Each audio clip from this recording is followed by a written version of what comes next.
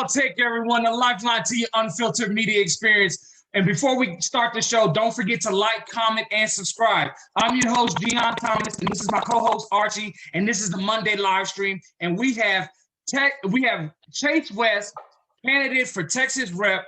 How's it going, Chase? It's going, man. How you doing? It's going great, man. I'm doing well, man. So Chase, tell us a little bit about yourself, man. What made you want to run for office?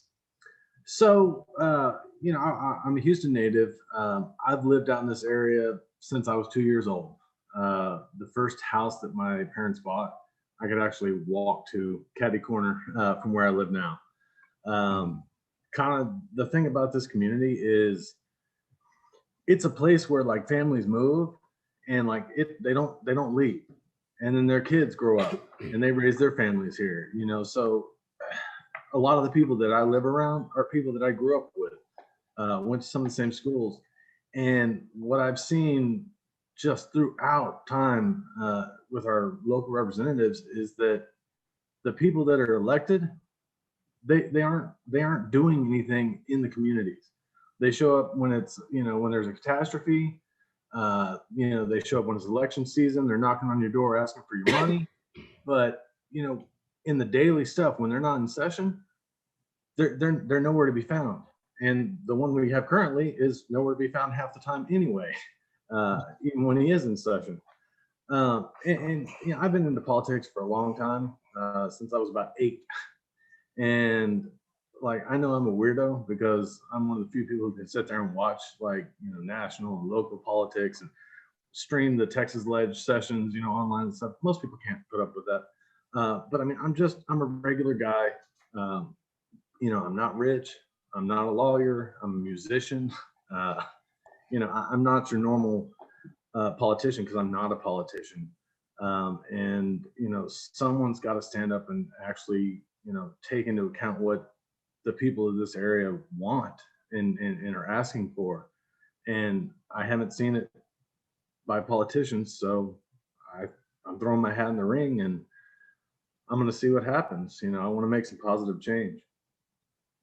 Exactly, man. And on the show, that is one thing we always talk about. Politicians only show up when it's most convenient for them and when they want your vote. And, we need politicians who's going to be there 365, because our needs are 365. There's a lot of plights that we are facing. And just the fact that you're saying that, man, that puts you far above a lot of candidates, because a lot of people run for office and they just want to, they do it for themselves. They get into office to boost themselves up. And it just sounds like, from what you just said right there, man, that's you're more about the community and giving back to the community. So Chase, tell us a little bit about your platform. I mean, my platform is it's very in line with the Texas Democratic Party's platform, except, on some issues I'm not as, I guess, anti or, pro as they may be. One of the things that I think lost us, the House seat in this past election was the gun control issue. I'm a volunteer with Moms Demand Action every town. I'm for responsible gun laws, but like, I'm not anti-gun. And I mean, a lot of my, Democratic friends, neighbors and stuff are completely anti-gun. And no one should have guns, blah, blah, blah. It's the Wild West out here. And I don't agree with that. And being, in Texas and from Texas, I don't think the people of this area as a whole agree with that. So, I mean, I'm for responsible gun ownership, and, the Second Amendment's there. I don't see any reason to get rid of it. They put that stuff in there for a reason. So, I mean, that's one of the big things that kind of separates me. I don't want to say I'm a moderate, because I'm not. A lot of people like to say, I'm, true blue 100%, or I'm, red till I'm dead, or whatever. And, even at the beginning of this campaign, because of kind of the way I think and kind of see both sides, I was saying, okay, my hashtag is going to be, hashtag bleed purple. And, I started kind of pushing that at the beginning of the campaign. And, I realized about 2 months ago that's wrong too. I think that this country as a whole is kind of like red and blue plaid. There's going to be some areas that are very blue, some areas that are very red, some areas that are white, and then there's going to be mixes in between. Yeah. And I think that a lot of our representatives don't realize that, and they're like, "Well, I got to make everyone happy." You're never going to do that. And they're like, "Well, I got to make everyone in my party happy." You're never going to do that either. I mean, I think if you just kind of, follow your gut and follow what is right, you don't have to be full on blue. You don't have to be full on red. You don't have to be purple. Like, you can realize that we have to work together and be, both sides of the same coin, because that's what it is. Yeah, yeah, man. That's something we always talk about. People get too caught up in the red versus blue battle. It's almost like a gang war if he was to think about it. I mean, It that's is. really all it is. It's Crips versus Bloods. And it's that's asinine. It's at the end of the day, like you said, you have to go with your gut and you have to go with what the people want. I mean, the people are going to always tell you what they want, what they need. And I think a lot of politicians just feel like they know what the people need instead of actually listening to what the people need. And so I think that's wonderful, man. That you're bringing politics back to a local level. I think that's really perfect. Um, so so first 100 days, you get in office, you're in there, you win. What first 100 days? What does it look like? Probably a bloodbath, because everyone would hate me. Uh, because I mean, one of the keystones of my whole platform is I want term limits. Yeah. For every state elected official. When I was kind of developing my platform, I was looking at the different options of times and stuff to make something uniform. And, I kind of went back and forth between 8 and then 16 years. And I was like, you know what, 12 years. And the way I came up with that is, so in the Texas House, one term is 2 years. So say a House member serves six session or 6 terms in the House. Well, that's 12 years they've been in that job. Any community, we all kind of change with the decades. So in 12 years, like, the needs of the community are going to change as well.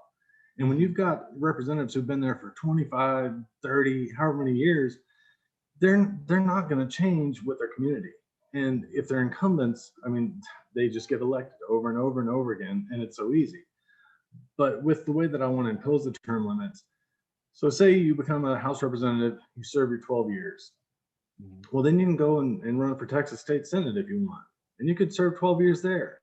And then if you want to keep serving, which that's great, if you're doing a great job and people really want you in public service, well, hey, you can run for Attorney General, you run for governor, lieutenant governor, whatever. So I mean, I think it keeps the wheels moving, keeps things fresh, and it also doesn't allow for, one particular, House member to be a part of, multiple redistricting sessions, which I think is very important. Yeah, man. I think that's very important. Term limits are hugely important because people stay in office forever, and then like you said, they lose touch with the community. They're talking about stuff that was happening 10 years ago, and so you're just not really governing for your constituents now. So I think term limits is something that's needed all throughout politics. And we need to get rid of these career politicians. I definitely agree with that, man. And yes, move up. Don't stay in this one position for 15, 20 years. And an aspect of corruption comes with that. If you're in that office for 20 years, you know so many people, you can pull so many like backdoor deals that can wind up not being good for the people and just being good for you and maybe your donors. So I think term limits is something that is greatly needed throughout all politics. It's just something that we need in this country. The fact It's is, just things don't stay the same either. No. yeah, Things evolve. People don't stay the same. Situations don't stay the same. So somebody with that the same mentality back in, like the former mayor of Stafford, had been mayor for like 40 something years. I think 50. I That's think it was ridiculous, man. That's yeah, asinine. yeah. Hey, you know what? The only way he got out of office was he passed. He He died. passed away, Wow. and Wow. I and mean, that's yeah. some. Go ahead. Oh, go ahead, Chase. Go ahead. I'm just saying, it's something that we see all the time, and I recognize that, say someone's a House member for 12 years and they go on and become a senator. Yeah, they still have their connections, and there's still going to be. I mean, there's always going to be backdoor stuff happening. You're not going to stop it.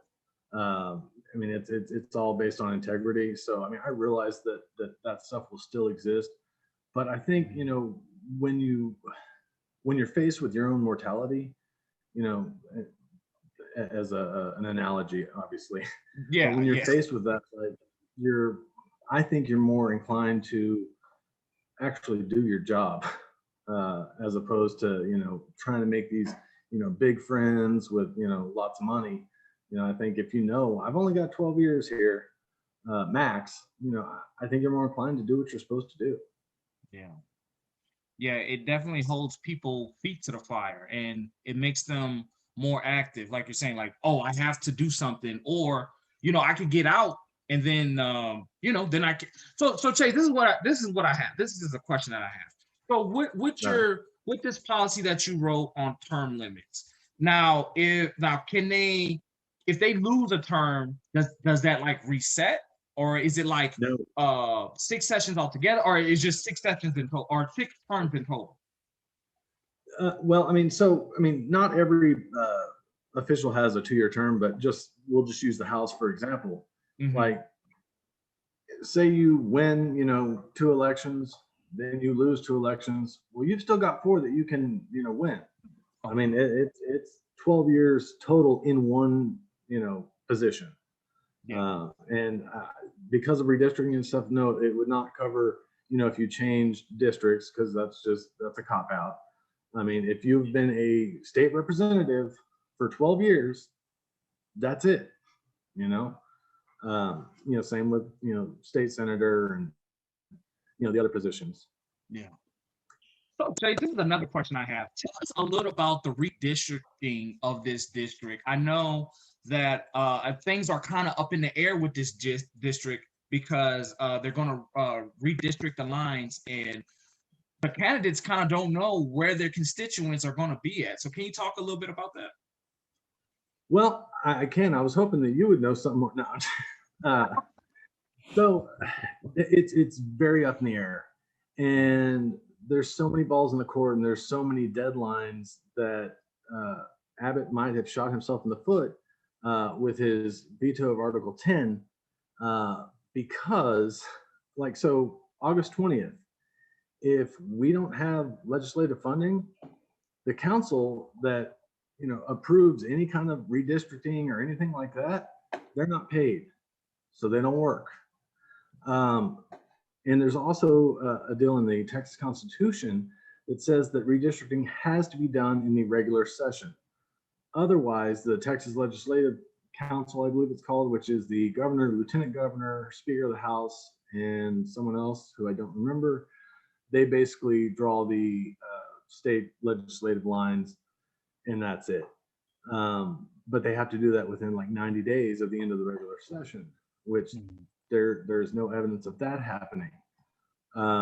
So, I mean, there's also a talk of it possibly being postponed until the 88th legislative session, which would be in 2023.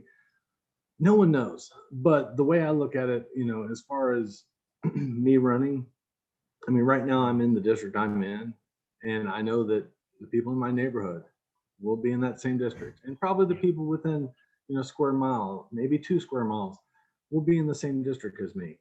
From the maps that I've seen, it's looking like, I would either stay in the same district I'm in, or I would move to another district that also has a Republican incumbent. So I have no problem running against them either, because both the Republicans in this area, I think it failed their constituents, and I think I can go toe to toe with them. Yeah, man. I believe you can too, bro. So this is another question. How do you feel about the Texas Democrats that some people in the media have said they fled, but I don't think they fled. I think that was probably one of the strongest things the Democrats have done in a while. When the House Texas Democrats went to DC. So what are your thoughts on that? So when they broke quorum in May, on the last day of the legislative session, that was awesome. Like they had used up every resource they possibly had, and they're like, okay, this is our last ditch effort. While I support them going to DC and breaking quorum again, I think it was a little ill-timed. There wasn't a vote coming up on the Jim Crow 2.0 stuff just yet. I think they could have gotten some other business handled and then gone. Okay. But I mean, that's just based off the information I have. I wasn't there. Yeah. Like I didn't know, exactly what was on their calendars and if they were going to be forced to vote the very next day. I don't know, but just based off the information I had, it seemed like it was, a little early. Yeah. But still a right move. So I see exactly what you're saying. So yeah. So let's go back into your platform, man. Tell us some of the things that you are running on. Well, so I told you about the term limits. Obviously, I'm kind of running on the idea of not being a politician. I'm definitely not your normal politician type person. I'm not rich. I am a white male, so that kind of puts me in that category. But I own a commercial recording studio. Like I'm an art guy. I'm a musician. I've got tattoos all over my arm, which you usually don't see on the campaign trail. I'm not a big fan of wearing suits and stuff. Obviously, if that's part of the decorum of being on the House floor, I'll do it. But on the campaign trail, I'm not going to be that fake guy who's walking around in a suit all the time and kissing babies and stuff. Like I don't have time to sit there and put on a fake persona. I just want to be real. I think most of the people in my district are pretty similar to me as far as an income level, education level, stuff like that, and I think they kind of will respect that. And as much as I hate to give him any credit for anything, I mean, I think Donald Trump kind of paved the way for that type of politician to emerge. Yes. Because, obviously he was not qualified for his job. I'm not saying I'm not qualified, but I'm a regular guy. I'm also running on the legalization of recreational cannabis, not medical, like full on recreational. Your basic stuff. I want to expand medical coverage. I want to expand Medicaid and also kind of broaden the scope of what it covers, because there's a lot of stuff that people who are on Medicaid who approved, they've been on it forever. They may have certain things that are not covered that really need to be covered. Yeah, man. So let's talk about the legalization of cannabis. That you don't have too many candidates running on that, and I know as a political strategist, that is something that I have told many candidates in private. Hey, you need to jump on this, because just look at Denver, just look at California, all the other states that have legalized marijuana, and all that money that it has brought to the state, and how that money gets used for schools, roads, bridges. It's just helping the infrastructure and helping kids, and just getting rid of that whole entire stigma of marijuana, that if you smoke, then you're a vegetable, you're not gonna do anything all day, you're lazy. And so man, I think that's really bold, and I think that's really good. That's a very progressive idea to run on. the legalization, especially the recreational use of marijuana. So I give you very big kudos to that, man, because some people feel like because they are in the state of Texas that they have to run such a moderate campaign, especially if you're running as a Democrat. And I don't think that's the case. I think you can run on really pretty much anything. It all depends upon the messaging. People are so afraid of words like socialism and stuff like that. But when you look at roads, bridges, cops, military, everything like that, those are all paid for social dollars. So you want to, people on the right, they want to back the blue, but backing the blue are having financial support for the cops. That's a socialistic aspect that is paid for by the people.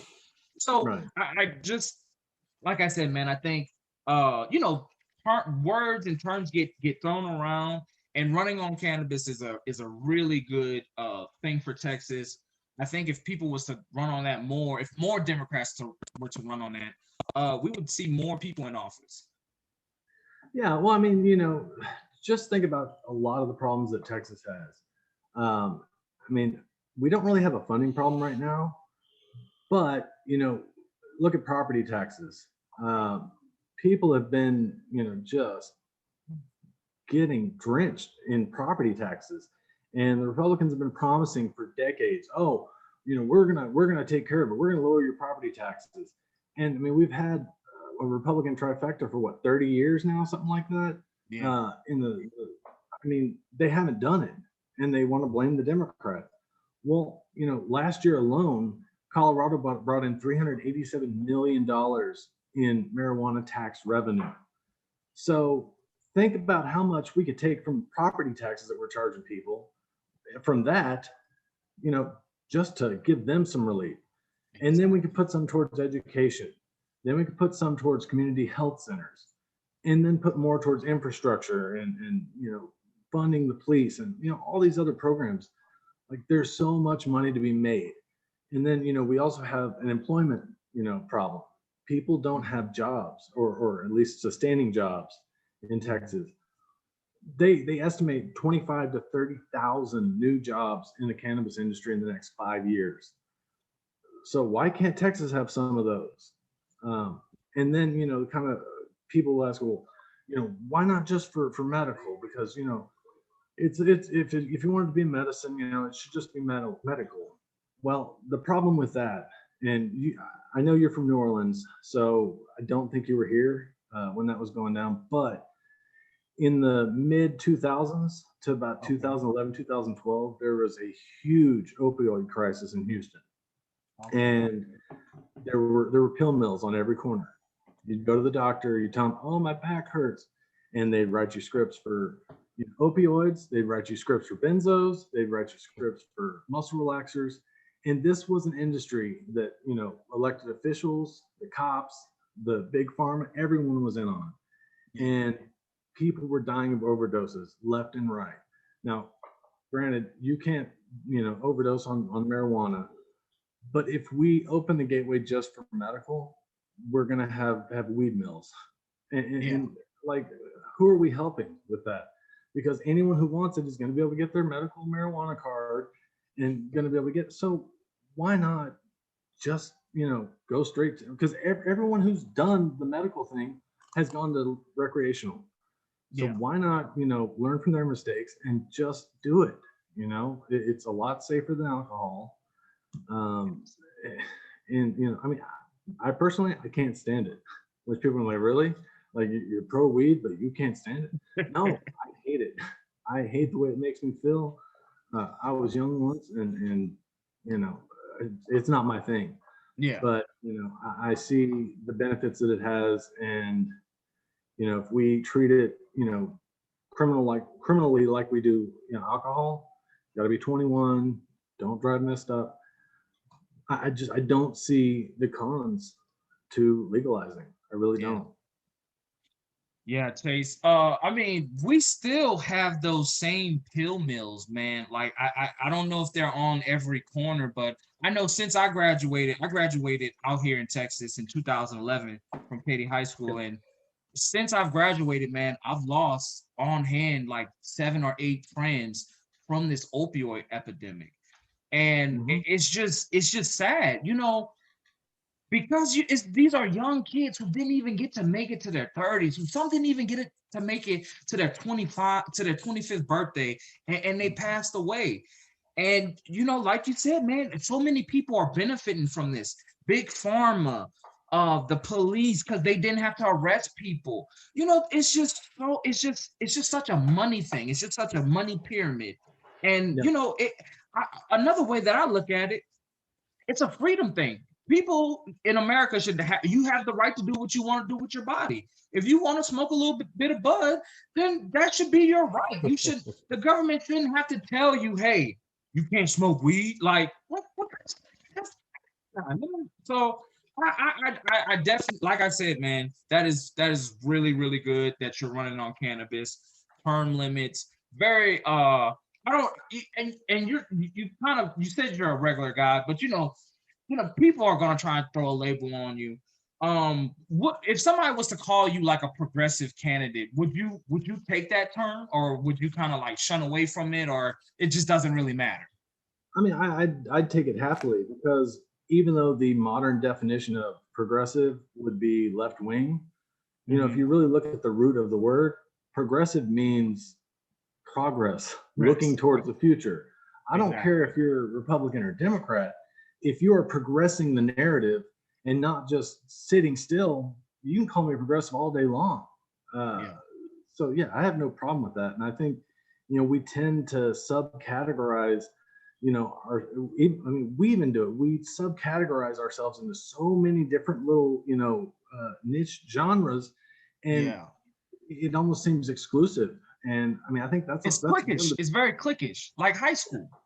and I mean, that's one of the reasons I think Republicans are so like weary of the Democratic platform, because as much as I agree with most of the platform, we are the best at singling out ourselves for our uniqueness and not letting anyone else sit at our table. Yeah. And that's one of our big issues that we need to address as a Yeah. party, because that scares people. Yeah. Yeah, we have to let more people in. And you know, I think we have to bring more of the younger generation in, and you have to speak to them. You know, that's one of the things that we do with my organization, Pop, Protest, Organize, and Participate. You know, it's bridging that gap between the old generation and the new generation, and just, you know, so they can better understand the younger generation. And Chase, I mean, you bro, you look very young for like most people that are running for office. So, you know, that's another plus. You know, that, you know, people, like, if I was to look at you, or if I was to look at somebody like in their 50s or 60s, you can relate more to me because we've probably gone through the same financial things or the same school struggles, or there's just that connectability between Yeah, the you know, somebody in our age range instead of somebody who's 50 or 60 years old. yeah. No, I totally feel you, and I'll take you calling me young anytime. Uh, I mean, I think I am still young, I guess, as far as that's concerned. I mean, I'm 39. Oh Um, yeah, man. Yeah, you're but young. but I mean, I've always kind of thought differently from other people. Yeah. So I think I kind of bridge that gap. I mean, in my opinion, because like my 18-year-old daughter, she's also very into politics, and she got to vote for the first time in this past election, and Awesome. because I was able to connect with her like throughout her life, she's actually excited about politics as an 18-year-old, like I was. But I also, kind of know how the old school, guys work, and the decorum, and how you have to, conduct yourself in circles of older people. Not that I take on a different shape when I'm in different crowds. I'm the same person, whether I'm Yeah. talking to 80-year-olds or whether I'm talking to 18-year-olds, which puts a lot of 80-year-olds off. But I mean, that's just the way it is. Yeah. Yeah, man.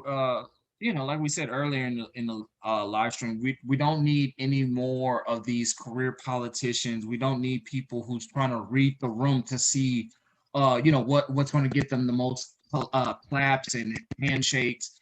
We need people who's going to be real and people who's going to, say what's real, man. I know on our show, RawTake, we say a lot of things that people don't like, but you know, we we keep it fact based. Like we look at the facts and then we give the people the facts, and sometimes you can't accept the facts, and I think that's what's wrong with that's a problem with the Democratic Party. Like we try, like they may look at something and then they try and like kind of hide it or gloss over it. Like like the polling on like a living wage or marijuana or Medicare. Those are things that are polling very high in our between the 30 and 40. Well, hell, that's a all age issue because people are going to get sick. You're not going to always be healthy, and so stuff like that is super important to people. And so as who cares if you call yourself a progressive? I like what you said, as long as you're progressing the narrative and progressing the narrative and fighting for what the people truly want. I think that's great. Yeah. Archie, is there anything you want to ask, man? Oh wait, Well, Chase, I first, didn't mean to cut you off. What you about to say, bro? Oh, I was just saying, I think one thing we also need to realize is, especially with like younger people trying to run for office, I think that a lot of the politicians that are in power today, when they ran, they probably had the best intentions, had noble intentions, and the machine got them. Yeah. So it's not just about being an outsider and running, as a common man or a common woman, as a common person. Yeah. It's really about sticking to that after you've been elected. And I mean, I can tell you now that I'll do that, but unless you as a constituent are holding me to it, which our constituents do not, then I can run with that all day long. And then I can go, okay, big money, big money. So, I mean, I think that's one of the big things is that people need to be getting involved and, talking with their representatives, because if the community is not involved, there's nothing stopping that representative from being tainted, no matter how, positive their message or intentions were at the beginning. well, Yeah, I was, I think that, yeah, people have to get involved and get to know the candidate, the representative, and everything.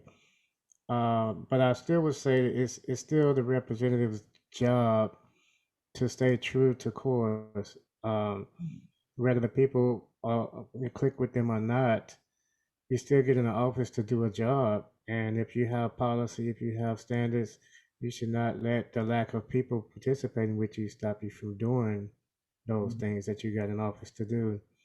With all of that being said as well, what, how, what would be your next step? Let's say, I mean, we obviously know what your next step would be if you do win, but let's say if you don't win, what would be your next step from there? Would you like completely drop out and of even being supportive, or what would be your next step after that? No, I mean, I think that would be the lamest thing I could do, or that anyone could do. Running for office should not be, some, you know, egotistical, driven thing. Like, if you're trying to make positive change and the first way that you try to make that positive change doesn't pan out, you don't just stop. Like, you continue the cycle, even if you can't make it in your original path. Maybe that's later down the line. Yeah, But if you just stop fighting for what you believe in because you lost an election, like, you don't need to be in this game. Like, yeah, I that's just the totally way. agree. Because it's about a lot of politicians they run for office because they want that title, they want the position, and I think if they could take the position and the title without having to do the job, then they would. And that's the wrong kind of people to be in politics, to have in office. We have to have people running that's true to themselves first, and that's true to the people. Because it's too many selfish politicians in office right now, and that's why I'm really glad you talked about term limits, because that's really important. Because if without term limits, man, we'll keep having people in office that's just in office taking up a seat. They're not doing anything, just taking up a seat. well, they're all doing one thing, filling their pockets. Yeah. But yeah, I think that was a good answer. And if you start, however you start, that's the way you should continue. So if you start strong with good policy, good intentions, then you should continue after that, even after you don't make it into office. There's still work to be done.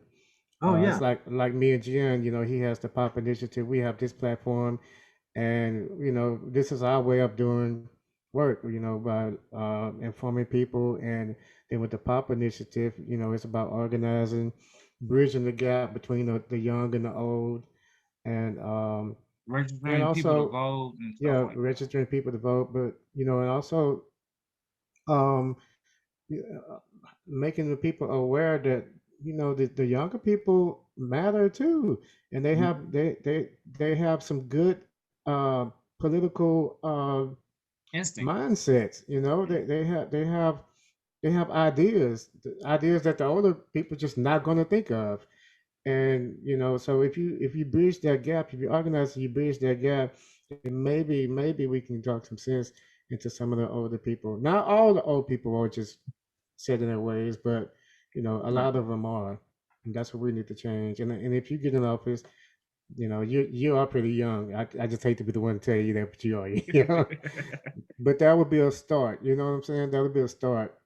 Because I see it. Even the presidents, they just be too old. Man. We need Oh yeah. some young presidents. They be 1 foot in the grave, and 1 foot outside the grave. Oh man. But Chase, you said something really important, man.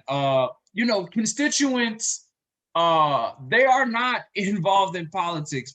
There's such a big disconnect between people and their politicians. I think, there's a litany of reasons. I think, people don't trust the system. uh People don't believe what the politicians are saying. Politicians have such a bad rap, especially here in America, which, I don't blame the people, because you have so many. You might have 95% bad politicians, and you only got 5% good politicians, and Mhm. that's around the whole United States. And yeah, you got a lot of people doing good, but then you got some people in there, like we've been saying, who's just there to fill their pockets. And so, if you are elected, what is one way that you will still try to engage with the public to try and keep the continually bridge that gap? So, you know, like you'll be there, but they have to meet you. What is your plan for that? Well, so I mean, one of the things that and I think it's my personality that I guess requires this of me. So Mhm. if someone texts me or someone sends me an IM or whatever or emails me, I have to clear that notification. It drives me nuts if I have the little red dots on any of the icons on my phone. So I kind of look at public service the same way. We're always getting these emails. Oh, email your senator, email your representative, or call them or whatever. So I imagine my phone's going to be ringing off the hook. Obviously, I won't be there the whole time because I'll be doing other work. But I intend to have a way to address everything. Otherwise, I'm gonna have trouble sleeping. Not just because I'd be someone's representative, just because I can't deal with unfinished business. I hate it. Yeah, Like, if I set out to do something, I want to finish it. yeah, So if I've got a message waiting on me, I want to respond to it. Whether, it's a response anyone wants, or even, sometimes it may have to be just a regular, form email that just, goes out. But, that's not the ideal way. Like I really want to look at everyone's concerns. yeah, Now, obviously, the way that a lot of organization happens is through just form emails that get sent to the representatives. And once they've seen one, they've seen a million of them. So, yeah, I mean, I don't, I don't think those are as effective as a means to actually talk to our representatives, because they get so many that say the same words. And I mean, I understand it's valuable, because you load up their email with 100,000 emails, and like, okay, but after they've seen a few of them, they're not looking anymore. yeah, So I mean, obviously my staff would not like me either, because like I'd have them calling my attention to certain things. You look at the voting rights stuff that happened, a few weeks ago, 23 and a half hours that people were waiting to testify about it. And the overwhelming majority of the people were saying they didn't want this bill to pass. Well, whether I was a Republican or a Democrat, I don't care what my party says. If the people who decide to be active in politics, because it is for the people. So whoever decides to be active, if the majority of them want a bill to go a certain way, I'm sorry, I've got to go with that. Yeah. So I mean, regardless of the issue, yeah, I may have my personal preference. The party may have their personal preference, but it's about the people. So, they let people testify for all of these different bills. And well, not all of them. Some of them, they like, no, we don't need any people input. I don't like that, but that's another subject. Uh, but I mean, if you've got people testifying and you're spending hours listening to them, well, don't just hear them, like actually listen to them. And if the people who elected you are saying they want this, no matter how much you may be against it, it's your duty to vote with their will. I mean, in my opinion. Yeah. A friend of ours, Liz Townsend, I know she went out there and I think she was one of the last people to speak. I think she waited like that exact 23 hours to get up there and speak. And so, we want to give a big shout out to Liz and everybody else who was out there testifying, for people who couldn't even get out there and testify. So, a big shout out to them. And, and those people are active in politics. So, and, you want to listen to those people because those are the people who are constantly voting and constantly being active in the political system. This is one thing I would say, and this is great for anyone listening. Town halls are wonderful. I think town halls, I think we need more town halls. I think we need to get, I think the different organizations in wherever you're listening this to, they need to get with the candidates and they need to hold these town forums so they can, get questions from the constituents and ask them to the people. I think town halls are really they're really good and it helps keep the candidate informed with what the people are saying. So I think that's another way because like you said, the emails they get redundant and they almost look the same. You're like, didn't I receive the same email the other day? And it may start off the same, but the last end of it is completely different. So I think that's very important. Trace, I think that's very important, man. So yeah, town halls are really good to get the people out. And I think town halls are a very good way to do that. The only problem with doing that while in a legislative session is representative during session just does not have the physical time to do. I mean, you can do online ones or whatever, but I mean, I don't know all the specifics because I've kind of looked into ways to do it. Kind of my first thoughts were, on my website, which if I were elected, it would be the state's website, but I'd want, some kind of like not a poll, but something like that, some kind of sounding board. Let me know your thoughts on this issue, or okay, this bill is coming to pass, or it's coming to vote on this date. This is what it does. What do you think? And have people subscribe to something. If they don't want to, get active by marching to Washington or marching to Austin or, emailing their congressman or whatever, if they're on a mailing list, which I know people hate getting spam mail and, people still are not that interested in local politics. But I mean, the ones who are, if they have a sounding board to at least address issues, or if there's something that's not coming up, say, well, hey, can we, look into this? And, I'm never going to promise that I'm going to pass a bill or I'm going to introduce legislation or anything like that, because I think anyone who does promise you that is a liar. But, I can say that if someone gives me a suggestion about something that's important to them, I will take the time to look it up and research it and see, the different options. Nothing may ever come of it, but it could, change the face of a certain industry or whatever, or, help that person in immense ways and help tons of others. So yeah, I mean, I don't know all the details. I'm not going to claim to know everything about it, but like, I just think there can be some kind of sounding board or something.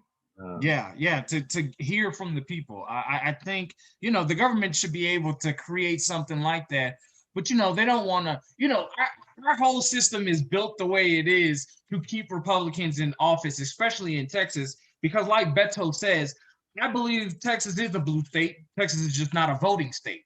And so if we were to get, I think he says there's like 3 million people that's unregistered to vote. If we were to get those people registered to vote, Texas would be blue as I don't know what. Texas has a long history of being blue with Governor Aaron Richards, right? If yeah, so I think what, back in '94, that was like the last time. So Texas was a Democratic state for a long time, and I think we can get back to those roots, but we have to get people motivated. We have to get people activated to vote. You have to, and you do that with policy. You can't just vote for me because I need you to vote. Like, you have to give the people a reason to vote. Like, why do I want to vote for you? Why? You have to energize people to the polls. So yeah, man.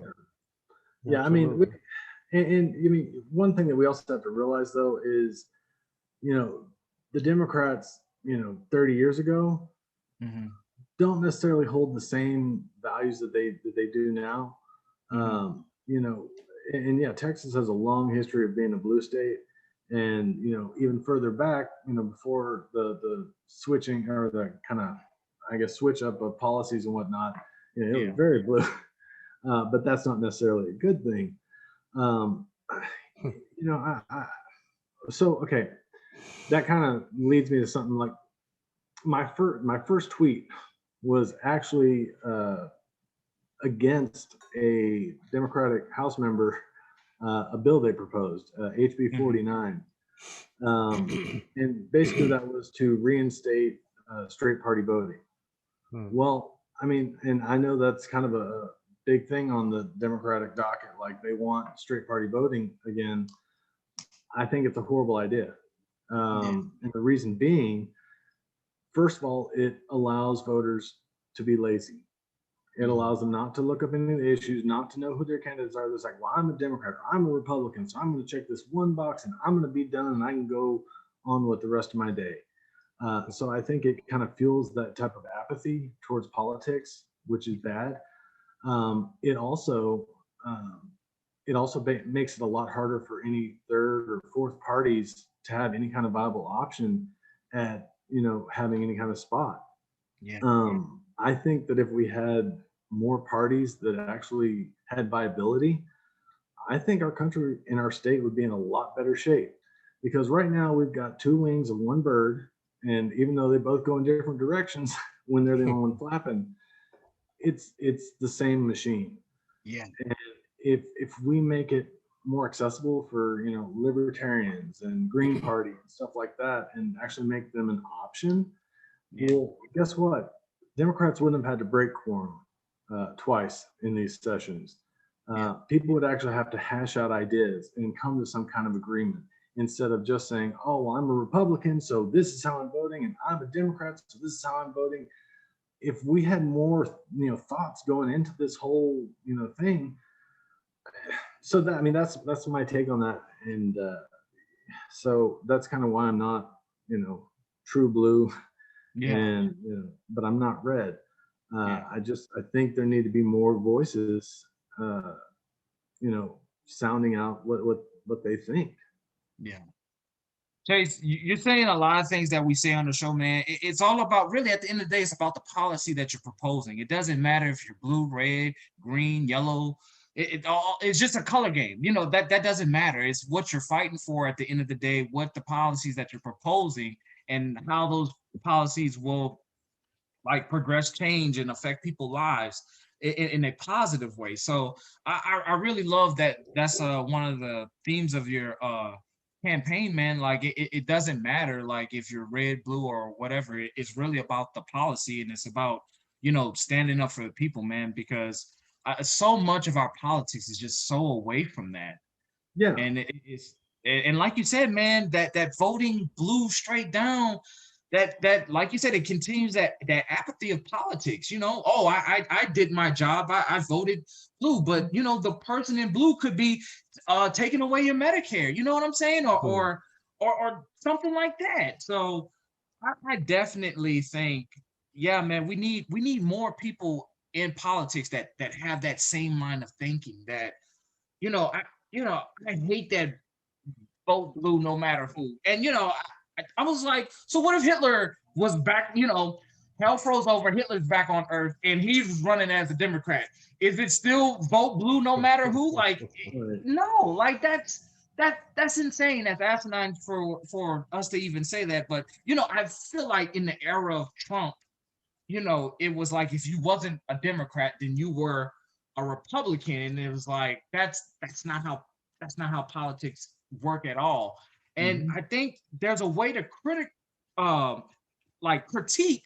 There's a way to critique the Democrats from I guess you would say a left wing position instead of critiquing them from a right wing position. Like, you can critique them because they're not going far enough, because they're not expanding Medicare enough or Medicaid enough, or you know, legalizing marijuana. Like, you can critique the Democrats from that angle Mhm. because those are all common sense positions, especially the way our society is in right now. And it's only getting worse. And another thing I want to ask you, because our time is running short, how do you feel about climate change and all the things that's happening, and not even in our state but around the world? I know last week we saw mudslides in Germany. They had these Mhm. huge floods. So tell us a little bit about like what you would do for climate change.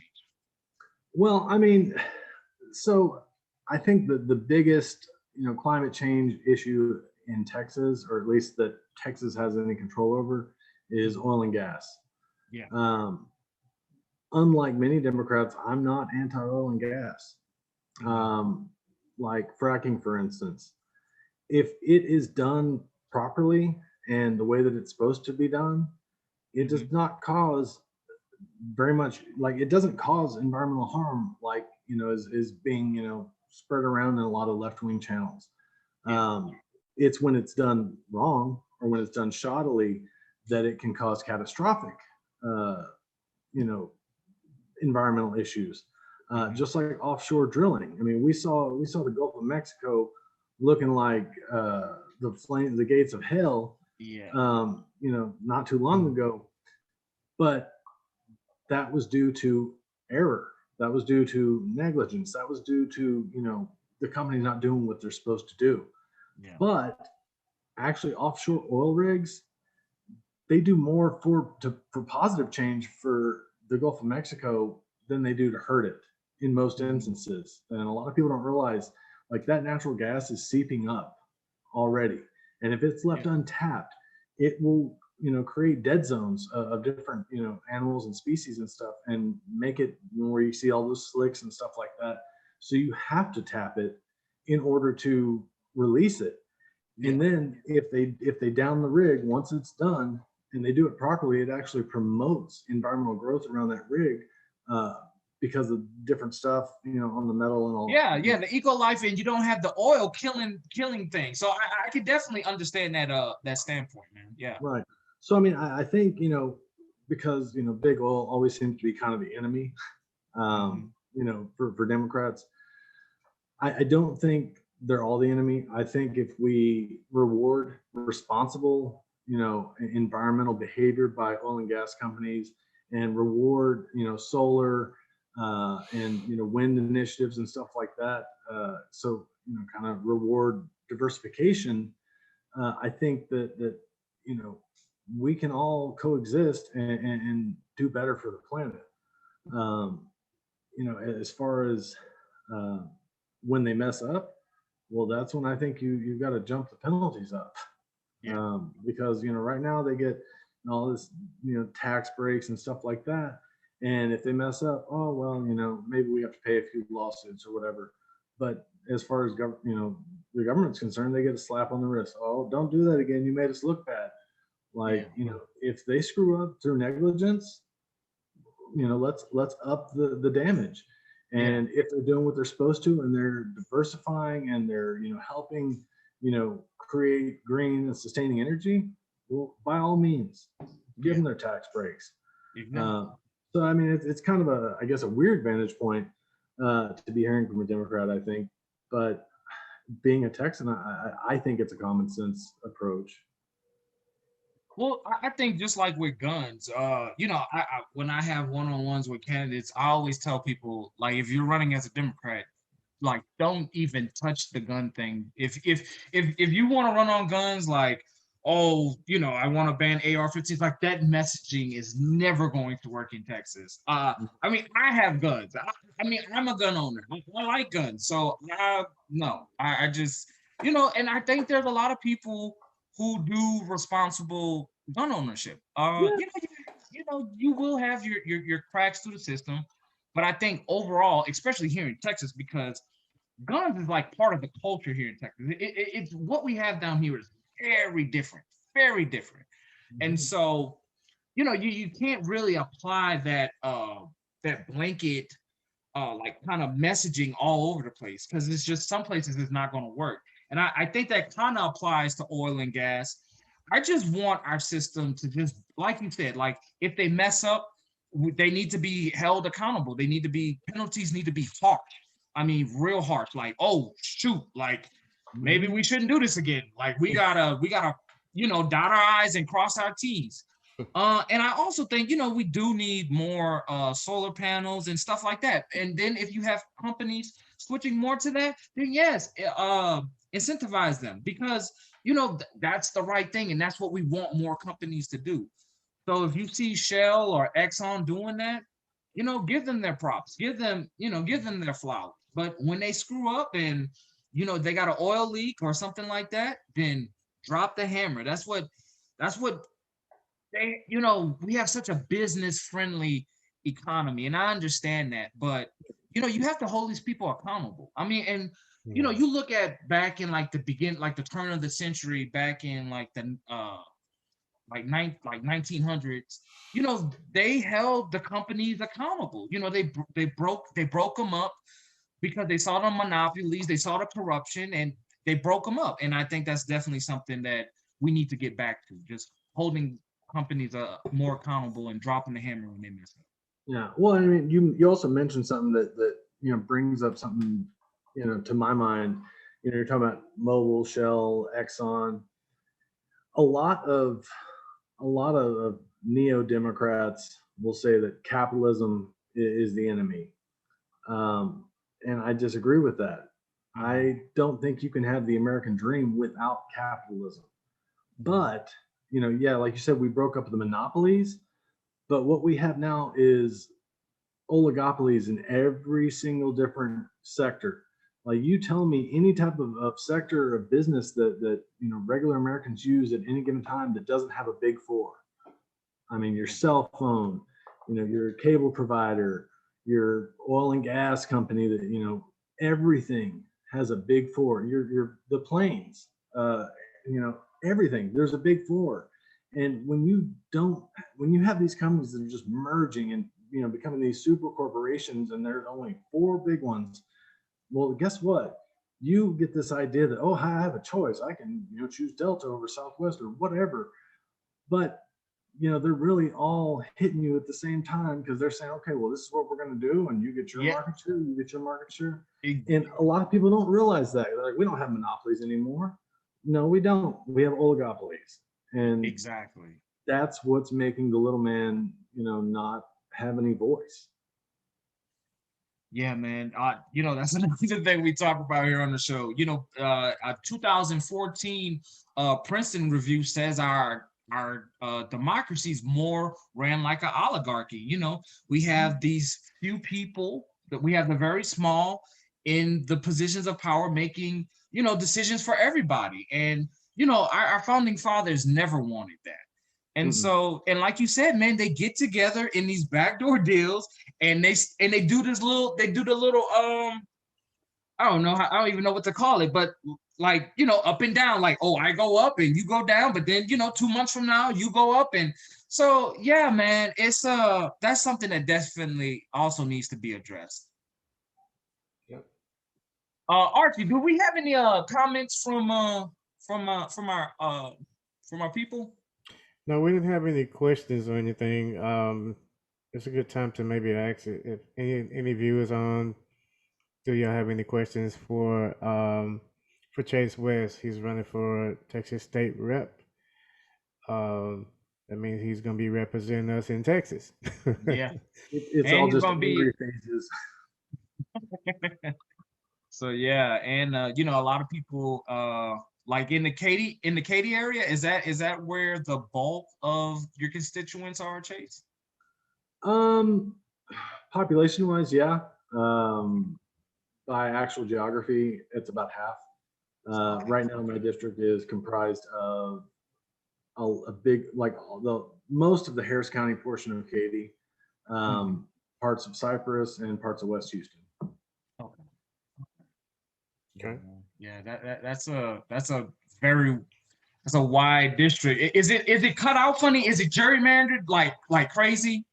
It is, but not as crazy as some of the As some districts? federal. Yeah. Yeah. It makes sense. Okay. I mean, right now it makes sense. It's been the same for God, almost 20 years.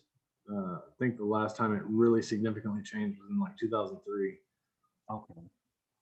So that's good, man. So yeah, you know, we're gonna definitely get this video out to all the constituents of you know, West Houston, Cypress, Katy, you know, because they need to hear people need to hear this stuff. People need to like kind of just break away from just the average like political line of thinking. People need to expand. People need to challenge their views. I see so many people scared to challenge themselves, and it's like that's the only way you're going to get better. You have to go through some kind of strife or just some kind of testing. You know, it's been done throughout all throughout history. So that is something that's very important. Yeah, Liz, we have Liz on. She asked a question. She said, "Do you think Republicans are overconfident about winning 132?"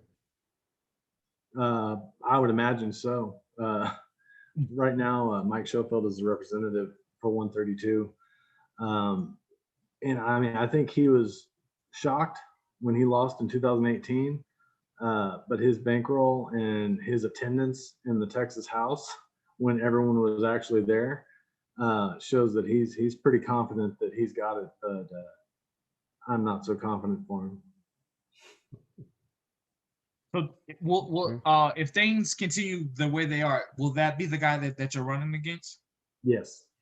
Okay. Yeah. In previous years, like the most that any candidate had raised for their election was like $255,000. This past year, he raised over $1.5 million. So he's coming into this next election pretty confident. But you know, I think his record kind of speaks for itself. Yeah, yeah, and if he fell once, he can definitely fall again. You know, people, especially if he's not doing anything, and if your campaign like harps on that and like, look, he's back in office and he's doing the same old, same old. You know, that will definitely bring people on. That will get people reactivated in, I think, in this race. So Well, I mean, think he did do something. He did vote to make it legal for golf carts to drive around neighborhoods. So I mean, that's something. We got to give him some credit because that was important legislation, and he made sure it got passed. And 3 weeks ago, you know, he introduced a bill to make Texas observe daylight savings time year round if the U.S. Congress allows it. So I mean, he's working pretty hard. hey,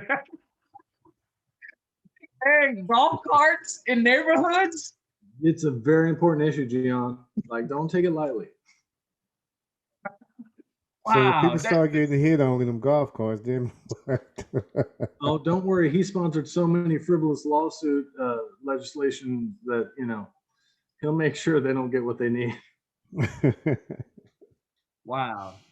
This is what our politicians are worried about. It's just, man, that is asinine.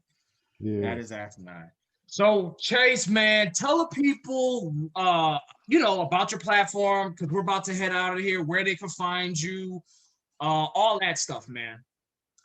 I mean, like we've kind of been talking about, my platform is pretty much along democratic lines, except for on a few key issues, but it's really not far off. I'm pro expansion Medicaid. I'm pro legalization of marijuana.